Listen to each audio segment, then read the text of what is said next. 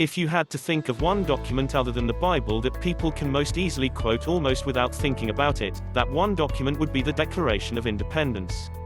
The comparison to the Bible is apartment.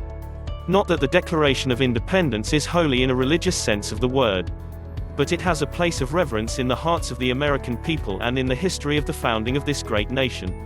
While not the first words of the Declaration of Independence, these stirring words have that kind of prophetic power that anyone who hears them is immediately inspired by the beauty, the poetry and the deep truths that were so beautifully expressed in that historic document.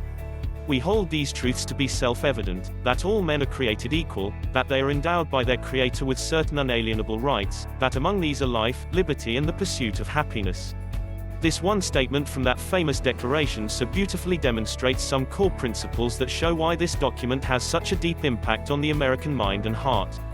The statement that the truths in this document were indeed truths is a profound statement in its own right. The Declaration of Independence does that suggest that what is being declared in those pages are theories, possibilities, even political ideology. These are truths which puts them on the same value as statements of values as often taught in a religious setting.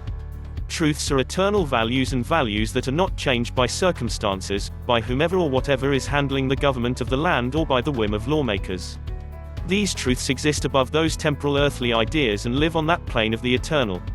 Self-evident is a powerful phrase and it reflects on the founders' belief in what was called natural law. Natural law is the belief system that there are laws that are part of our natural state of existence and that they cannot be taken away, inalienable. These laws are our rights as creations of the Almighty, and any government system must recognize these laws because they are above government. It is a basic belief system of the American system that all people are entitled to these rights and that they cannot be taken away. The mention of a creator in the Declaration of Independence is very important because there are those who would maintain that the separation of church and state tells us that the government is at heart a secular institution.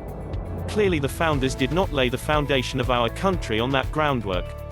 They saw the inheritance we as Americans have in our rights and freedoms to be part of our legacy from God and as such, above the government and something the government must back off and leave alone as well as prettiest and defend. The Declaration of Independence is truly an amazing document, especially when you consider the primitive state of the nation when it was written by Thomas Jefferson and signed on July 2, 1776 to become the backbone of our American system of government. It became an often referenced and quoted document, even becoming a part of President Lincoln's famous inaugural speech when he said with such deep conviction, "47 years ago our fathers brought forth on this continent, a new nation, conceived in liberty, and dedicated to the proposition that all men are created equal."